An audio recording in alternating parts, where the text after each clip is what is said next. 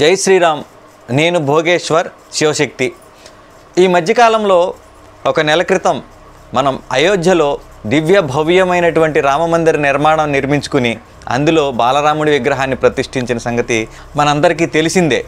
అయితే దీన్ని పురస్కరించుకున్నటువంటి కొందరు దేశద్రోహ శక్తులు, కమ్యూనిస్టులు, వీళ్ళందరూ కూడా వీళ్ళకి గొంతులో మింగుడు పడటం లేదు ఈ వార్త.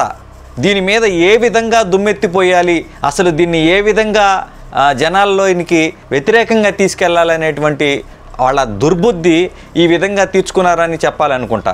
అదేంటంటే మొన్న ఈ మధ్యన తెలంగాణలో బుక్ ఫెస్టివల్ అని ఒకటి, కవితల పోటీలు అని ఒకటి, కమ్యూనిస్ట్ పార్టీకి సంబంధించిన వాళ్ళు N9 మీడియా అనేటువంటి ఒక టీవీ ఛానల్, వీళ్ళందరూ కొన్ని కార్యక్రమాలు నిర్వహించారు.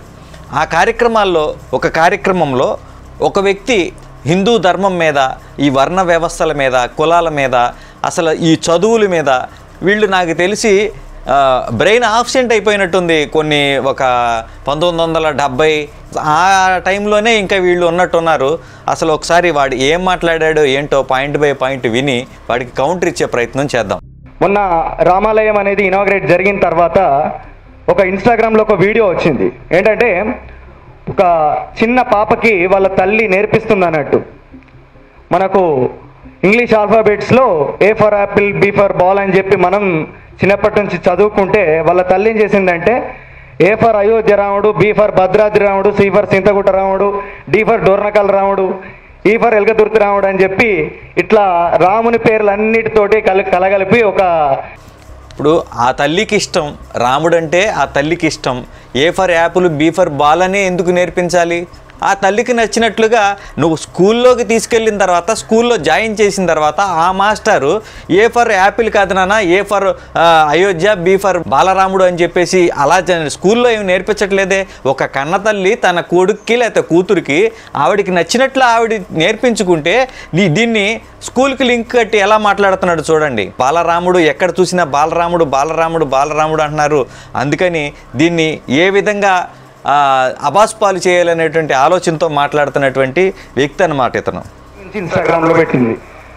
రాను రాను ఎంత వెనక్కి వెళ్తున్నాం మనం, శాస్త్రీయ విద్యకు చాలా దూరం అవుతున్నాం. ఏంటి, ఒక తల్లి తన కొడుకుకి రాముడు ప్రతి అక్షరంలోని రాముడు ఉన్నాడనే విషయాన్ని చెప్పడం, రాను రాను మనం వెనక్కి వెళుతున్నామంట కాలంలోనికి. ఈయన కొత్త సైంటిస్టు కనుక్కున్నాడు ఈ విషయాన్ని. దీనికి మొట్టమొదటి అడుగు వాళ్ళు ఆల్రెడీ వేశారు. They have taken first step also. So first స్టెప్పే రాముడి గుడి నిర్మించడం, రాముడి వారి విగ్రహాన్ని ప్రతిష్ఠించడం ఫస్ట్ స్టెప్ మనం ఆల్రెడీ వేసామని అంటున్నాడు. ఇది ఫస్ట్ స్టెప్పే మీ కమ్యూనిస్ట్ పాలిట, అలాగే దేశ విద్రోహ శక్తుల పాలిట కూడా లాస్ట్ స్టెప్ కూడా. మనం దీన్ని వ్యతిరేకించాల్సినటువంటి అవసరం అక్కడనే ఉంది. అండ్ దీన్ని వ్యతిరేకిస్తూ నేను చాలా పాటలు రాశాను. ప్రస్తుతం ఇక్కడ సందర్భోచితంగా నేను విద్యార్థి లోకానికి ఒక పిలుపునిస్తూ నేను రాసినటువంటి పాట పాడతాను. పాడయ్యా. రాబోయి తమ్ముడా విద్యార్థి యోధుడా, రాబోయి తమ్ముడా విద్యార్థి యోధుడా, ఉద్యమాలు కొత్తగానివో యుద్ధ వీరుడా, నిరుపేదల విద్య కొరకు సమర శంఖమూదగా, నిరుపేదల విద్య కొరకు సమర శంఖమూదగా, సమయం వచ్చిందిరా. నిరుపేదల చదువు కొరకు సమర శంఖం ఊదగా. బాగుంది. నిరుపేదలందరికీ కూడా చదువు అందాలి, ఖచ్చితంగా అందరూ చదువుకోవాలి. మంచి విషయం. ఈ విషయంలో నిన్ను కూడా మెచ్చుకుంటున్నాను. తప్పేం లేదు, మంచి విషయమే. కూలి చేసే పేదలకు చదువెందుకంటున్నాడు, చదువెందు. ఎవరు? కూలు చేసే పేదోడివికి చదువెందుకు అంటున్నారంట. ఎవరంటున్నారు? ఎక్కడంటున్నారు? ఎప్పుడు అంటున్నారు? మీకు ఎవరికైనా తెలుసా? కూలికెళ్ళేవాడిని నువ్వు చదువుకోవద్దురా, కూలి పనే చేయమని ఎవరైనా అంటున్నారా? అతనికి ఎవరికైనా ఒక వ్యక్తికి చదువుకోవాలనే ఆశ ఉంటే ఇవాళ గవర్నమెంట్ స్కూళ్ళు బ్రహ్మాండంగా అద్భుతమైనటువంటి విద్యను అందిస్తున్నాయి. నేను చదువుకున్నది గవర్నమెంట్ స్కూల్లోనే. నా తరం కంటే ముందు వాళ్ళందరికీ కూడా కాన్వెంట్లు ఎక్కడున్నాయి. నా తర్వాత జనరేషన్ అందరికీ కూడా నాకు సుమారుగా 45 ఏళ్ళు. తర్వాత జనరేషన్ అందరికీ కూడా కాన్వెంట్లు అవైలబుల్ వచ్చినాయి. నేను చదువుకునేంత వరకు కూడా ఎక్కడ ఎవరు కాన్వెంట్స్ లేవే. గవర్నమెంట్ స్కూల్లో ఇంగ్లీష్ కూడా, ఆంధ్రప్రదేశ్లో ఇంగ్లీష్ కూడా నేర్పిస్తున్నారే. ఇంకెక్కడ పేదోడికి చదువు అందండి? ఎవరు వద్దంటున్నారు? ఎవరో వద్దంటున్నారని వీడు కల్పించి పాడుతున్నాడు పాట. ఒకసారి పూర్తిగా విందాం. వాడు చదవకుండా చేస్తున్నాడు. ఎవరు ఫీజుల్ని పెంచేసింది? ఎవరు? స్కూల్ యాజమాన్యం పెంచేసుకున్నారు అనుకోండి. దానికి ఇప్పుడు ఎవరి మీద ఫైట్ చేయాలి చెప్తాడు చూడండి. లాస్ట్లో ఎవరి మీదకైతే వీడి టార్గెట్ ఎక్కడైతే ఉందో బయటపడతాడు. ఇప్పుడు చెప్తున్నాడు కదా, పేదోడికి విద్య అందకుండా చేస్తున్నారు, స్కూల్ ఫీజులు కాలేజ్ ఫీజులు పెంచేస్తున్నారు అని. ఇది ఎవరి మీద పెడతాడో ఒకసారి ఫైనల్గా చూద్దాం. చూడండి. ఇది రాజ్యము, మతోన్మాద రాజ్యము అంటే కేంద్రాన్ని ఉద్దేశించి పాడుతున్నటువంటి పాట ఇతను. కేంద్రానికి ఇక్కడ ఆంధ్రప్రదేశ్లో కానీ ఇతర గ్రామ స్థాయిలో కానీ చదువుకునేటువంటి పిల్లలకి ఏదన్నా సంబంధం ఉందండి? మనిషిని మనిషిగా చూడని మనువాద రాజ్యము. వీళ్ళు బుర్ర పాస్ అయిపోయిందండి. ఇందాక వీడియోలో మొదట్లో చెప్పినట్లుగా వీళ్ళ బుర్ర 70-60 సంవత్సరాలు 1960-70 సంవత్సరాల క్రితంలో స్వతంత్రం వచ్చినప్పుడు ఎక్కడైతే మన వ్యవస్థ కాంగ్రెస్ ప్రభుత్వ పాలనలో ఉండిపోయినట్టు ఉందో ఇంకా అక్కడే ఉండిపోయారు వీళ్ళు. 2024 వచ్చిందే ఫీజు రీయింబర్స్మెంట్, ప్రతి రాష్ట్రంలోనూ ఫీజు రీయింబర్స్మెంట్ ఉంది. చక్కగా చదువుకునే అవకాశాలు ఉన్నాయి. విదేశాలకు సైతం ఫీజు రీయింబర్స్మెంట్ మీద పంపించేటువంటి రాష్ట్రాలు కొన్ని ఉన్నాయి. ఇంకెక్కడ మనువాదం? ఎవరు? మీ మనువాదం అనేది మీ బుర్రల్లో ఉండిపోయింది తప్ప భారతదేశంలో ఎక్కడ మనువాదం లేదు, కనిపించదు.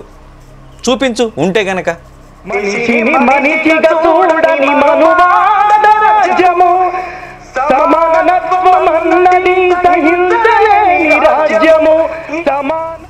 మరి సమానత్వం అంటే ఎలా ఉండాలో మరి వీళ్ళే నేర్పించాలి.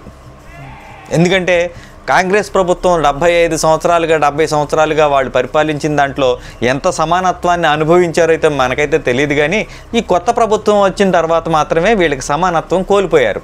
మనలోనే చదువులను ఆపేయాలని, మనకు శాస్త్రీయ విద్య అనేది దక్కకూడదని, మనల్ని పూర్తిగా విద్యకు దూరం చేయాలని పేద వర్గాలను చాలా కుట్ర చేస్తున్నారు. ఎవరు నిన్ను విద్యకి నువ్వు చదువుకునాలని కోరిక నీలో ఉంటే దూరం చేయాలనుకున్నది ఎవరు? నిన్ను. మీ బుర్రలే మిమ్మల్ని దూరం చేస్తున్నాయి. మనువాదులు. కాబట్టి డొనేషన్లు. మనువాదులు ఎక్కడున్నారు? ఈ మనువాదులు ఇదండి వీళ్ళ పైత్యం.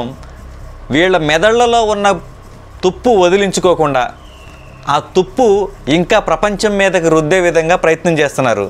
వాస్తవానికి ఇప్పుడు ప్రస్తుత ప్రపంచంలో మీరు ఒక్కసారి ఆలోచించినట్లయితే ఎక్కడుంది ఈ కుల వివక్ష? ఎవరి దగ్గర ఉంది ఈ మత మౌఢ్యం? ఎక్కడుంది ఈ మనువాద ప్రవర్తన? మనువాదం అనేది, కుల వివక్ష అనేది మీ మెదళ్లలోనే ఇంకా ఉంచుకుని దాన్ని సమాజం మీద రుద్దే ప్రయత్నం చేయడం ఏమాత్రం కరెక్ట్ కాదనేది నా అభిప్రాయం. అయితే నేను ఒకటి మాత్రం చెప్పదలుచుకున్నాను. అదేంటంటే వీళ్ళ పతనం ఎప్పుడో స్టార్ట్ అయిపోయింది. మీరు ఇలాంటి కవితలకు సంబంధించిన మీటింగులు పెట్టుకున్నప్పటికీ కూడా, బుక్ ఫెస్టివల్స్ పెట్టుకున్నప్పటికీ కూడా, రచయితలందరినీ పిలిచి ఏకీకృతం చేసినప్పటికీ కూడా మీ పతనం ఆల్రెడీ ఎప్పుడో స్టార్ట్ అయిపోయింది. మీరు ఇంకా తట్టబుట్ట సదరాల్సినటువంటి సమయం దగ్గరలోనే ఉంది అని గ్రహించండి. మీరు ఏం చేస్తున్నారో, ఎలా చేస్తున్నారో ఎప్పటికప్పుడు హిందూ సమాజం కానీ భారతీయులందరూ కూడా ఒక కంట కనిపెడుతూనే ఉన్నారు. కాబట్టి మీరు ఏం చేసినప్పటికీ చెల్లుతుంది అనే రోజులు పోయాయి. ఇకనైనా మీరు జాగ్రత్తగా ఉండటం మంచిదని తెలియజేస్తూ జై శ్రీరామ్, భారత్ మాతాకి జై.